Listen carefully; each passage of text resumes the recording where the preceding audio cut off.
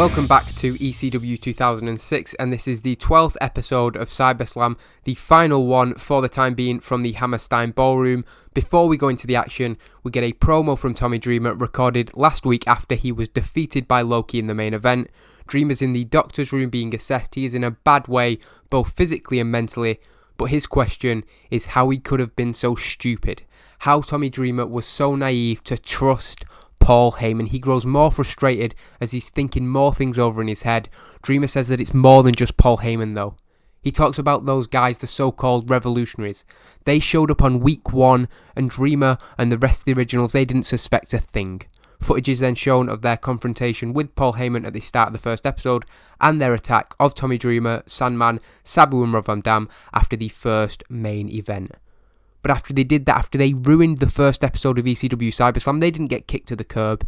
Even Tommy Dreamer himself called for them to be signed. But like he did when he joined Vince back in 2001, Paul Heyman pulled the wool over all of their eyes. He was working with Homicide and the rest from day one.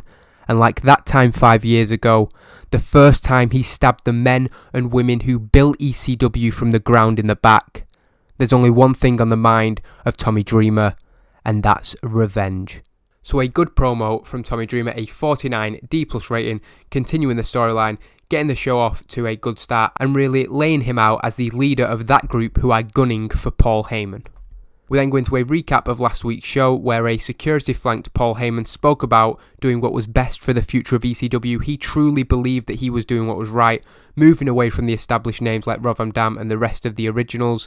This was followed by the group attacking Tommy Dreamer. In the main event, Dreamer gave everything he had against Loki, but fell to defeat. As the commentators introduce the show, they also promote that in tonight's main event, Rob Van Dam will defend the ECW World Championship against Steve Corino. Confused by the match being made, Joey Styles and Taz have little time to talk about that as Brent Albright makes his way to the ring. In the opening match of the night, it's not a good match. C.W. Anderson really off his game. Stevie Richards joined C.W. Anderson at ringside, but that didn't help him. In 2 minutes and 6 seconds, a one-sided domination, and by submission, Brent Albright is able to pick up the victory. A 41 for Brent Albright, so that's not too bad, it's decent, but it's still not where we need him to be. C.W. Anderson again doing poorly. After the match, the commentators put over the intense, dominant victory of Brent Albright. He threw C.W. Anderson all around the ring with his suplexes before locking in that crowbar submission. Albright isn't done there, however, as he stares down Stevie Richards. He's calling him, bring it on, come to the ring and fight me. Big Stevie's wearing his blue jeans, that's all he's wearing, that's the image that we're getting over for him. He climbs onto the apron, teasing that he would enter the ring. Richards then laughs at Brent, dropping down and walking back up the ramp. This wasn't enough for him to get away, however, as Brent Albright wasn't content with just standing there watching him leave. Albright followed Richards up the ramp, taking him down from behind before locking in the crowbar at the top of the stage. Albright viciously yanked on the arm, looking to pull it out of its socket until Richards tapped on the ground. Brent Albright then stormed off, looking just as furious as he has for the entirety of the past 6 weeks. Not a great segment. This storyline is pretty crap, but it doesn't really matter, it's mid-card stuff. We then go into a promo from Steve Corino in front of the ECW backdrop. It's a 56C-. He did well improvising. That is a really good promo. He promotes his match with Rob Van Dam in the main event. Corino says that he doesn't give a damn about the new breed or the originals. Neither side want anything to do with him, and the feeling's mutual.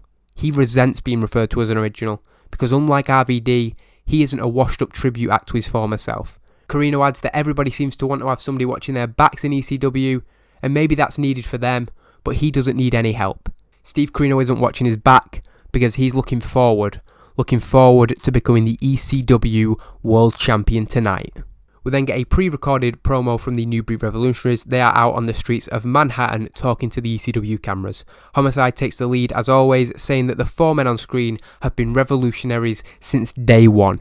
ECW belongs to the New Breed and they are the revolution this business needs. Homicide tells the fans to forget about loyalty and tells the originals to forget about respect because the 4 men they're looking at right now are the Hustle. A 40 D- for that segment.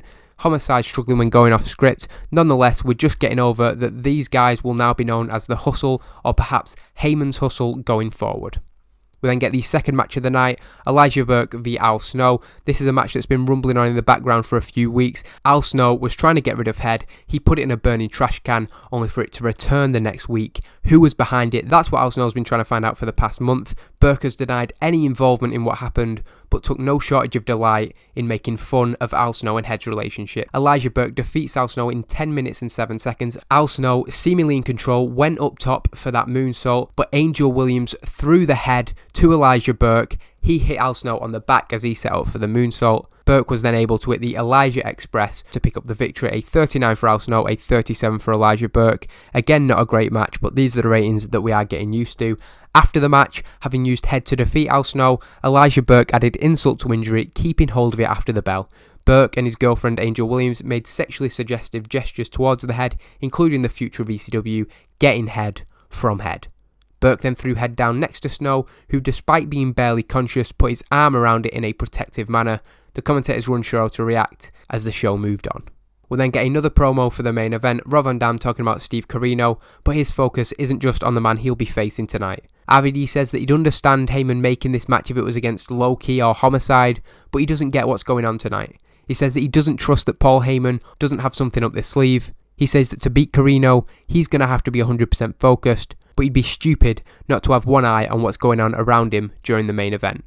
Just before the main event, CM Punk is seen walking through the back looking for Paul Heyman, who nobody has seen all night.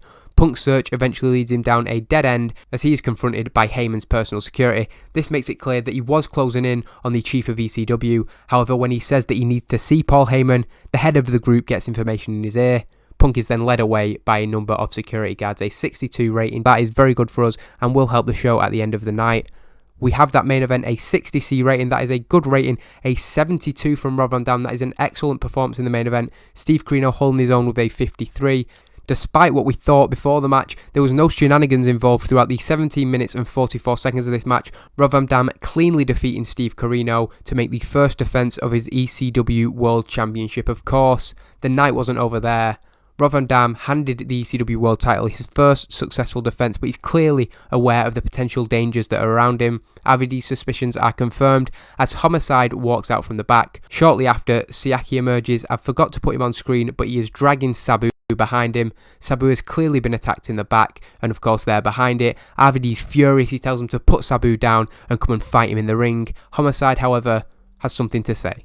The leader of The Hustle says that the Hammerstein Ballroom is an iconic building for ECW, and tonight it witnessed a landmark moment.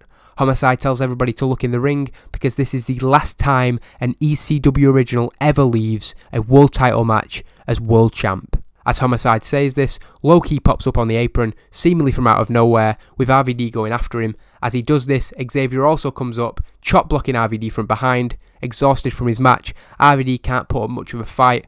Low Key once again picking up the ECW World title. This time, he puts it over his shoulder as if he is the champion to end the show. So it's a 41D to end the show. Not great, but I think the main event and a couple of the segments will help us to a decent rating. Continuing the main storyline, of course, Homicide improvising well. And we go into them shows in Rob Van Dam's hometown with the champion under siege from Heyman's Hustle.